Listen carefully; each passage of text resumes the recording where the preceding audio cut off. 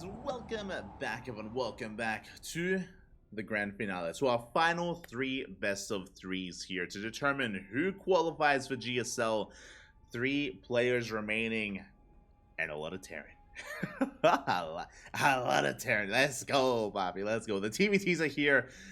GSL TvT, TvT has returned, at least for this portion of the qualifier, as up first, we have GuMiho versus TY, followed by Byun versus Riyang. Here we go. Game 1, gonna be on Alkyone. Vámonos. We've been seeing a lot of Alkyone, quite a lot of it actually.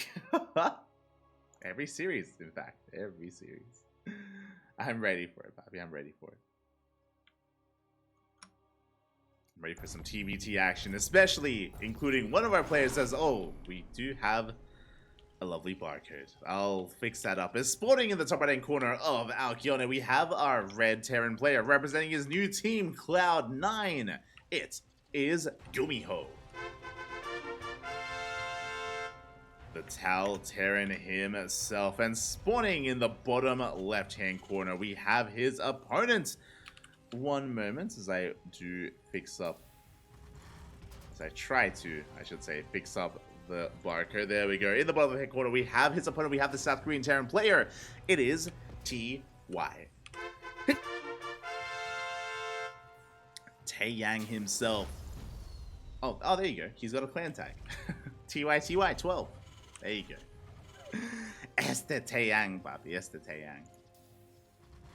Here we go. Our TvT is here. Taeyang opening up with a very interesting opener here. We do have a Rax a little bit further back, not as a part of the wall. GuMiho going for his own double gas opener. It's going to be a Rax into factory-based opener here from GuMiho. TY going for double gas as well. So no one is rushing into an expansion. No one is being too greedy, too economic. Everyone is opening up with a faster factory instead. Despite the map, considering the fact that we're loading into Alkyone, I would have assumed that we would have embraced a much more greedier build, but that is not the case. Not between these two. Not between GuMiho and TY.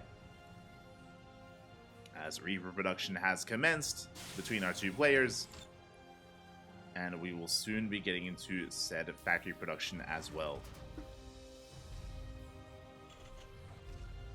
Now again, the TvT meta has been shifting over the past couple of months. Ever since the new patch, Cyclones have been a big part of it. It is not uncommon to open up with 10 up to 12 Cyclones, and then transitioning into Bio Tank. It is very commonplace actually. But what I will say is, considering TY is a little bit less active, he's been playing Brood War recently, he does play StarCraft part-time, I don't know how engrossed TY is with the new meta and with how TvT has evolved over the past 2 months or so. Again, it's been a recent shift and a recent adjustment here in the Terran versus Terran matchup. So I am curious. Meanwhile, CCs are being thrown down on location for both TY and GuMiho. Expansions are on the way. Cyclone production has begun for GuMiho. We have 1 Cyclone on the way from our red Terran. Meanwhile, TY going to be opening up Reaper Hellion, something a little bit more traditional, into his 1-1-1. Again, Reaper Hellion is just a good way to gain map control, to move out across the map, to maybe even get some economic damage done if you do strip map control away from your opponent. But Cyclones do spell an end to that. As GuMiho does slip in, does get into natural base, and he will delay the CC. SV does go down, Hellion is revealed, and GuMiho will get the hell out of there. Oof, barely does escape. Does make it back home, and he already knows, hold up, that was a Hellion. That means I'm ahead in Cyclones. GuMiho didn't waste any time at producing his own Cyclones, didn't waste any production time on that factory, so he should be aware of that fact. Meanwhile, Medivacs are on the way. We are working towards a Cyclone drop. Very common opener in TvT nowadays. Double Cyclone drop at a GuMiho. Meanwhile, we do have a Cyclone drop variation from TY. Oh, yeah, actually double Cyclone drop as well. Let's go. Let us go. As we're just waiting a little bit longer to catch up with the Cyclone production. GuMiho already going to be moving out. With Zone 2, TY likewise should be doing the same once his own Cyclone does pop. Okay, so both medevacs are going to be passing each other. We do have those Reapers and that one Hellion to support the army of TY as well. So we'll see who gets more damage done. As GuMiho is going to be the first to strike. He is already here at the natural. TY is still on the way. There we go. GuMiho does get in. SCVs are going to be going down. Getting 3 worker kills so far. At the same time, Reapers, they do slip into the main base. Likewise, you do see TY getting into the natural. But we have Cyclones to defend. Hellions go down. Boys are being pulled. SCVs are falling as well. Ooh, and it looks like TY is breaking through. I spoke too soon, as the boys, they had so much extra DPS there, so much support. The medevac getting low. No! The medevac goes down, and TY gets cleaned up across the map. GuMiho he escapes with his own Cyclone. We do not have WCS Game Heart, but we do have the Units Lost tab, and it looks like, ooh, we lose 11 SCVs.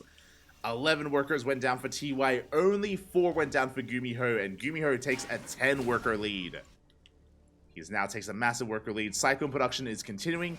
I did mention in the lead up to this, but it is very commonplace to go up to 10, sometimes even more Cyclones in TvT to just hammer it home, keep producing, and snowball out of control. TY down in the Cyclone count. Is trying to catch up. But it's just too much to overcome. 4 Cyclones here at the natural. Good juggling with the medevac, breaking the lock-ons. Very nicely done. Raven is going to get picked up. But it's just too much. GG gets called, and GuMiho will take game number 1. GG. Again, TvT is now a much more chaotic matchup. Because of the Cyclone, it leads to this far earlier aggression. And there are different thoughts on this. Some people like how chaotic it is now. Other people don't, just because TvT used to be a lot more positional based, right? It used to be a lot more about positioning, a lot more about the back and forth dynamic in the mid game. Nowadays, things can end very quickly if you get too much damage done with your Cyclones. You can see that Cyclones, the problem is that because of the DPS, the attack rate of Cyclones is so high, it means that they kill workers so quickly, and because of that, like, things can very quickly escalate out of control, as we saw in favor of GuMiho at the destruction of TY. So things can get very chaotic nowadays, and here we go. Now we're getting into game number 2 on Site Delta. GuMiho needs almost 1 more to qualify for GSL. TY needs to win this game to fight back to force the ace match. We go. And spawning in the top left-hand corner of Site Delta, we have they switched colors. God. In the top left-hand corner of Site Delta, we have our blue Terran player, our South Korean Terran representing Team Cloud9. It is GuMiho. And spawning in the bottom right-hand corner, the once blue, now red Terran player representing the Kwangdong Freaks. It is TY. I'll fix his color. I'll get on it. I'm shaking my head. Is this good? Bam. Yes, that's good enough. There we go. Here we go. Once again, TY throwing down his racks a little bit closer to home here. The reasoning for this is in case there was a proxy, in case there was earlier a game aggression, the production could be exposed. So TY is going to be throwing down his racks a little bit further back to make sure that it is safe and sound against, earlier game aggression. So the production is not disrupted. Meanwhile, GuMiho doesn't care, just going for his own racks here on the high ground. We have a single gas opener out of GuMiho, double gas out of TY. This means faster expansion. Means a racks expand from GuMiho economic opener. Meanwhile, TY, 2 games in a row, going for a faster factory. Going racks factory into a delayed CC. So GuMiho is going to have the better economy. TY will be the aggressor. He'll have arguably the stronger army. SCV Scout comes in. We do get eyes on the factory. On the second gas geyser, GuMiho now knows what's going on. He turns back around, and his CC is already on location, on the way. But GuMiho, now he knows to be defensive. He's going to be keeping his Reaper at home, going to be amassing up his army. preparing for the worst. Meanwhile, TY did not go for an SCV scout, so GuMiho knows about the aggressive opener from TY. TY doesn't know how much damage he could deal yet. Not yet. As he's moving out with his Reaper. Likewise, GuMiho, he's here with the SCV to tank a shot. Oh! The SCV does have to lead the charge, though. As GuMiho does face check there with his Reaper. Does take an extra shot to the face. Workers are in the mix. Does provide some high ground vision. SCV goes down. Trading 1 for 1. And TY will force back that Reaper. Again, that was a cheeky move out of GuMiho, but a little bit too fast to pull, a little bit quick to draw, in a way. But GuMiho needed to wait for the SCV to tank the first shot, then he could kill the Reaper. Alas, just face check with the Reaper instead. It's fine. But behind this TY, what do we have? Cyclones. We have a Cyclone lead here because of the faster factory. CC is now on the way. GuMiho's is already done, being morphed into an orbital.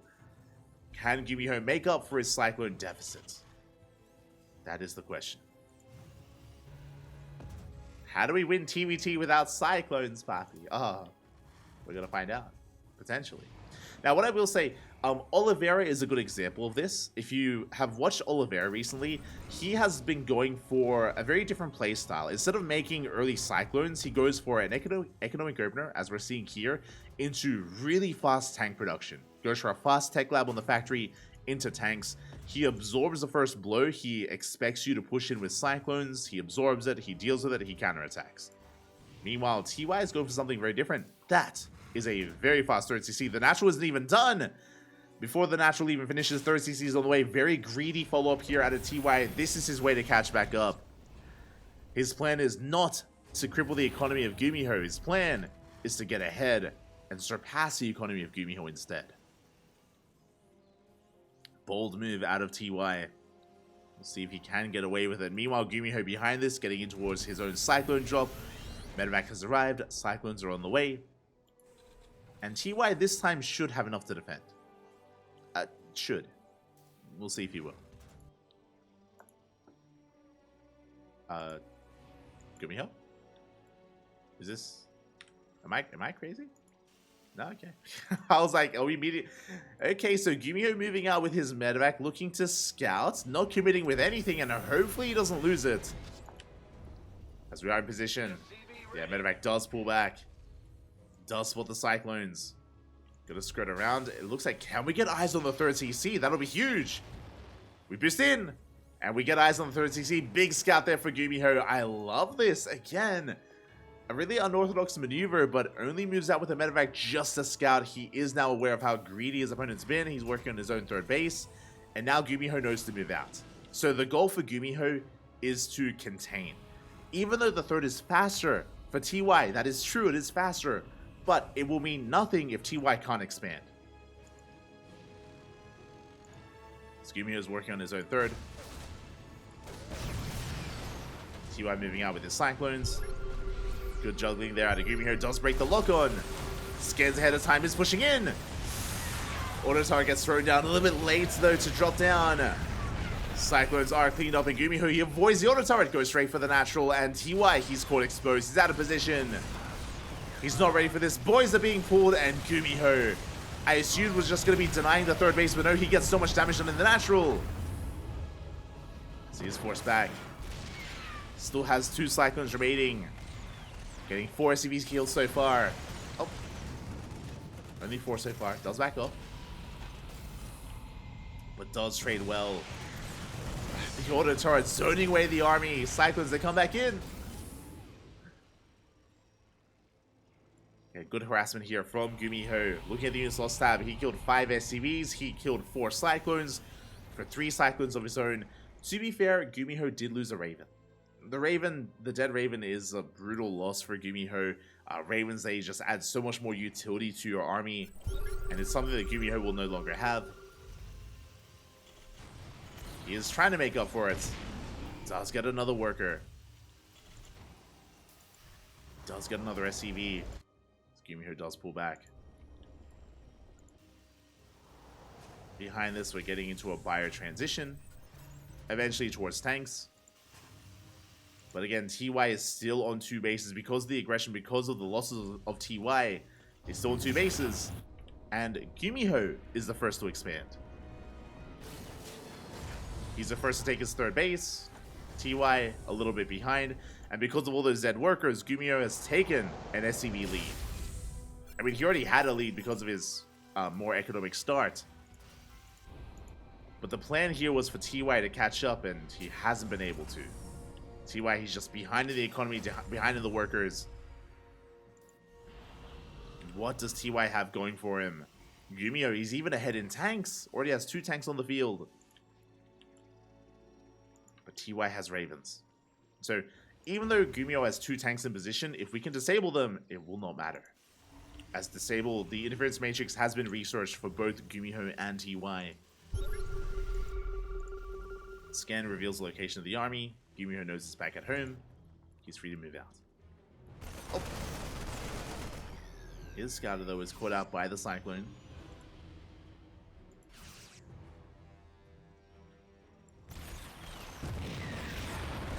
Thinking of Cyclones are going to be going down. Trading 1 for 1. Oh, used him in. Just time a Cyclone. Not bad. The Ravens, though, they do survive. Again, 3 high-energy Ravens for TY. Coming in for a flank. Tanks are getting in position. Big anti-arm missile. Solid anti-arm missile here on the army. The Marines, they will clash. Where are the disables? They're not there. Ravens, they are zoned away. And GuMiho, he takes a fight. Cleans up the tanks. Cleans up the reinforcements as well. Ooh, and this was a fumbled attack from TY. Again, he had that Raven lead, but he didn't make use of it. Wasn't able to. His Ravens are so low, they couldn't get close to the tanks. Now we see an anti-armor missile. GuMiho is being forced back. But again, the supply doesn't lie. Not here. And because of the better economy, GuMiho has a much larger army. Maybe overextending a little bit, though. The Marine count in favor of TY, but it doesn't even matter. We're breaking on through anyway. We break the tank. We push in towards those Ravens. And TY, he keeps being forced further and further back towards his bases. And he's running out of room. And look at the tank count. We have 6. 6 tanks for GuMiho. 1 tank for TY. And the Ravens are running out of energy. We have 2 Ravens left here for TY. We have a disable. The Ravens go down. The Ravens, they do fall. Tanks are getting in range. GG gets called. GuMiho snowballs out of control. And GuMiho will take the series 2-0. Qualifying for GSL. Congratulations. GG. GG, well played. GuMiho almost in full control of this entire series here. He does assert his dominance. He does bring TY down 2-0. Very well done. Very well done here by GuMiho. GG. Again, really good scouting as well. I loved the maneuver with that medevac as well. Just giving GuMiho the information he needed, and he was able to outposition TY, able to outmaneuver him, get into the mineral line, get a lot of damage done, and get into his own 3rd base behind it, just maintaining his economic lead and extending it. And TY just could not catch up, could not keep up with the macro of GuMiho. Was trying to, but again, could not get away with that faster 3rd. GG, really well done. With that, the TvTs, they merely have only just begun, because we have another ahead of us. We do have another. You can see it on screen here before you. Up next, Byun versus Ryung. That's not going to be awkward to say. Yo, I had trouble casting Byun and Bunny earlier, and this is going to be great.